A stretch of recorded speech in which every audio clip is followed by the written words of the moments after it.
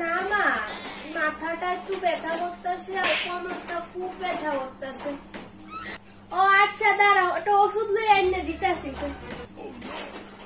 না মা, ওষুধ টষুধ লাগবে না, একটু রেস্ট করলে ভালো হয়ে যাবে। ও আচ্ছা ঠিক আছে, যাও তুমি রেস্ট করো, শরীরটা ভালো হইব।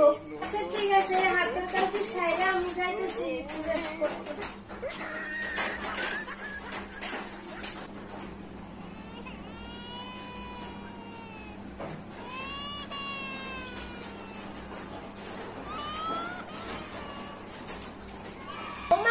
তোমার কি এখনো শরীর ভালো হয়েছে নানি? না মা, ওই এখন মনে হইতেছে কাপ প্রচন্ড ব্যথা করতেছে, মনে হইতেছে জ্বর আইব। আচ্ছা দাঁড়াও, তাহলে রিঙ্কিরে কইতাছি তোমার লিয়ে ডাক্তারের কাছে যাইতো। আচ্ছা ঠিক আছে। আরে না বৌমা, ডাক্তারটা দেখাইতে হইব, দাঁড়াও রিঙ্কির লগে যাও, তুমি ডাক্তারটা দেখাই। রিঙ্কি, তোর বদির লিয়ে যা, ডাক্তারের কাছে যা, তোর বদির বড় জ্বর আইতা।